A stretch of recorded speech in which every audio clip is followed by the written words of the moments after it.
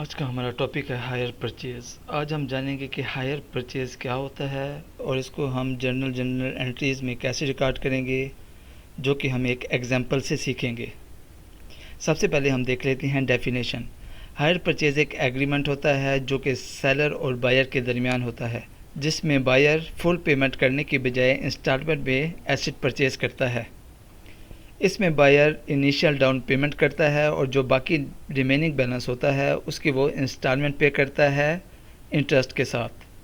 और इस सूरत में ओनरशिप उस वक्त तक बायर के नाम पर ट्रांसफ़र नहीं होती जब तक कि इंस्टॉलमेंट पूरी नहीं हो जाती।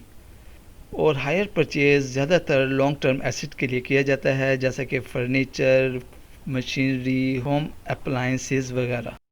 इसको समझने के लिए हम एक सिंपल एग्जांपल देख लेते हैं। मिस्टर ए एबीसी कंपनी से कार खरीदना चाह रहे हैं जिसकी कीमत है $10,000। उसकी डाउन पेमेंट $30% है और उस पे उन्होंने $200 पर मंथ पे करना है। तो इसको समझने के लिए पहले हम इनिशियल पेमेंट निकाल लेते हैं कि जो डाउन पेमेंट मिस्टर ए ने करनी है वो क्या होगी। इनिशियल पेमेंट में हम जो कार की कॉस्ट है $10,000 उसको हम मल्टीप्लाई कर देंगे 30% से। जब मल्टीप्लाई करेंगे तो $3,000 इनिशियल पेमेंट आ जाएगी जो कि mister A as a down payment करेंगे। और टोटल मंथली पेमेंट निकालने के लिए हम $200 को मल्टीप्लाई कर देंगे 36 मंथ से, क्योंकि ये 3 साल का कॉन्ट्रैक्ट है। 3 साल को हमने मंथ में चेंज करके 36 मंथ्स कर लिया है। और इसको जब हम मल्टीप्लाई कर देंगे $200 से तो ये $7,200 बन जाएगा, जो कि मंथली पेमेंट मिस्टर ए ने एबीसी कंपनी को करनी होगी। और जब हम इसका इंटरेस्ट निकालेंगे तो हम इनिशियल पेमेंट में प्लस करेंगे टोटल मंथली पेमेंट और उसको माइनस कर देंगे $10,000 से। जब हम माइनस करेंगे तो हमारे पास $200 इंटरेस्ट पेमेंट आ जाएगी। जो मिस्टर ए ने 3 साल के बाद पेमेंट की होगी वो $10,000 के साथ $200 इंटरेस्ट पेमेंट होगी।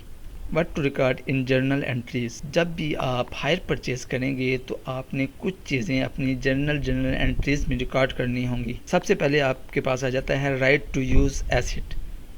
आपके पास जो राइट होगा एसेट को यूज़ करने के लिए, पहले तो आप उसको रिकॉर्ड करेंगे।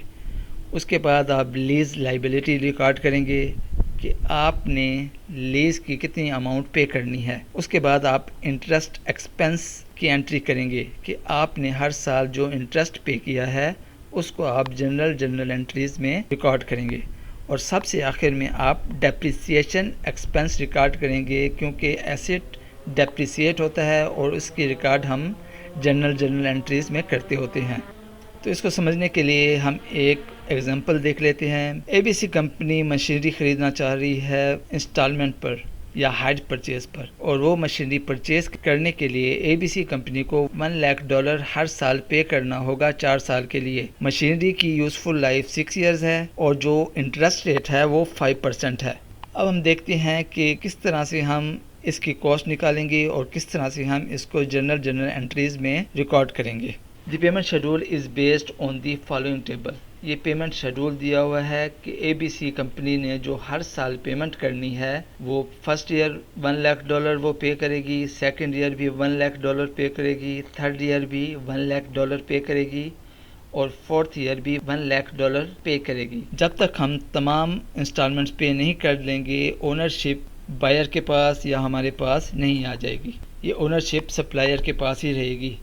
तो सबसे पहले लीज लायबिलिटी निकालने के लिए आपको present value of annuity payment को देखना होगा। जो आपकी इंस्टॉलमेंट है उसको आप मल्टीप्लाई कर देंगे एन्युटी के रेट के साथ। एन्युटी का रेट आप कैलकुलेटर से भी निकाल सकते हैं और आप एन्युटी की टेबल से भी देख सकते हैं। आप $1,00,000 को मल्टीप्लाई कर देंगे 3.546, जो कि एन्युटी रेट है जो हमने टेबल के थ्रू निकाला है। जब आप इसको मल्टीप्लाई करेंगे तो आपके पास $354,600 लीज लायबिलिटी आ जाएगा। अब इस लीज लायबिलिटी को आप अकाउंटिंग में कैसे रिकॉर्ड करेंगे वो हम नेक्स्ट स्लाइड में देखते हैं। इसमें आप राइट टू यूज़ एसेट को डेबिट कर देंगे $354,600 से और क्रेडिट करेंगे लीज लायबिलिटी को $354,600 से। तो ये आपकी फर्स्ट एंट्री हो गई जो आपने हायर परचेज़ की सूरत में करनी है। उसके बाद जो दूसरी चीज़ आपने रिकॉर्ड करनी है वो है इंटरेस्ट एक्सपेंस। इंटरेस्ट एक्सपेंस निकालने के लिए आप लीज लायबिलिटी को मल्टीप्लाई कर देंगे इफ़ेक्टिव रेट या इंटरेस्ट रेट से, जो कि 5% है। जब आप $354,600 को मल्टीप्लाई कर देंगे 5% से, तो आपके पास इंटरेस्ट एक्सपेंस आ जाएगा, जो कि है $17,730। और इसको आप रिकॉर्ड करने के लिए इंटरेस्ट एक्सपेंस को डेबिट करेंगे और टू लीज लायबिलिटी को क्रेडिट करेंगे। ये ट्रांजैक्शन आपकी लीज लायबिलिटी को बढ़ा देगी, क्योंकि आपने पेमेंट के साथ इंटरेस्ट भी पे करना है। आपने 4 साल में जो 4 लाख पे करना था उस पे ये ऐड हो जाएगा। हर साल इंटरेस्ट आपकी इंस्टॉलमेंट में ऐड होता जाएगा, इसीलिए ये आपकी लीज लायबिलिटी को बढ़ाता जाएगा हर साल। उसके बाद जो आपने एंट्री करनी है वो है इंस्टॉलमेंट की, जो कि हर साल आप उसको रिकॉर्ड करते जाएंगे।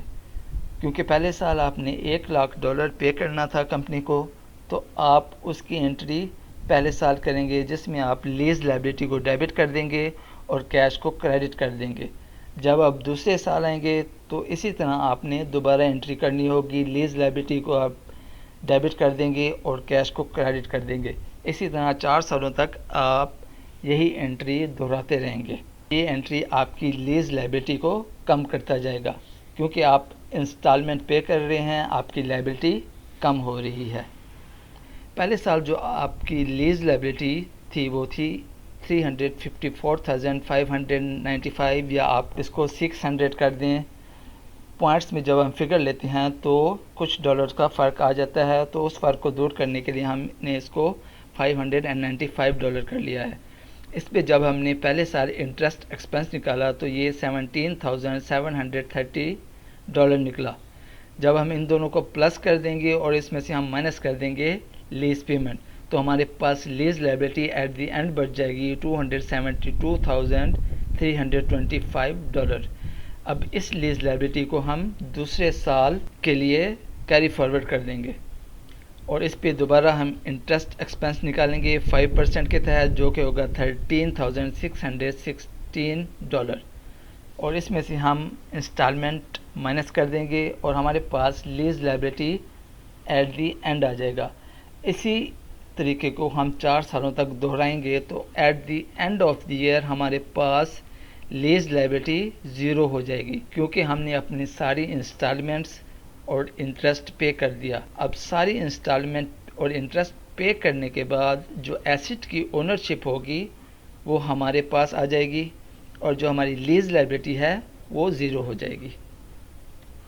और आखिर में जो हमने एंट्री करनी है वो है डेप्रिसिएशन की एंट्री, क्योंकि फिक्स एसेट डेप्रिसिएट होता है और डेप्रिसिएट करने के लिए हम लीज लायबिलिटी को डिवाइड कर देंगे 6 ईयर्स पर। हमारे एसेट की लीज लायबिलिटी या हमारे एसेट की जो वैल्यू थी वो $3,54,600 थी, और इसको हम डिवाइड कर देंगे एसेट की लाइफ पे, जो कि 6 ईयर थी। तो हमारे पास डेप्रिसिएशन अमाउंट $59,100 आ जाएगी। तो इसको हम अपनी जर्नल एंट्रीज में रिकॉर्ड कर देंगे। डेप्रिसिएशन एक्सपेंस को हम डेबिट कर देंगे और क्रेडिट कर देंगे राइट टू यूज़ एसेट को। इस एंट्री को करने से हमारी right to use asset reduce हो जाएगी, लेकिन ख़त्म नहीं होगी, क्योंकि इंस्टॉलमेंट पूरी करने के बाद अभी भी एसेट काबिल इस्तेमाल होगा, जो हमने अगले सालों के लिए इसको इस्तेमाल करना होगा। यहाँ पे हमारा आज का टॉपिक एंड होता है। आपको इस टॉपिक से रिलेटेड या मैनेजमेंट साइंस के किसी भी टॉपिक से रिलेटेड कोई भी इशू है, आप मुझे कमेंट करें। शुक्रिया।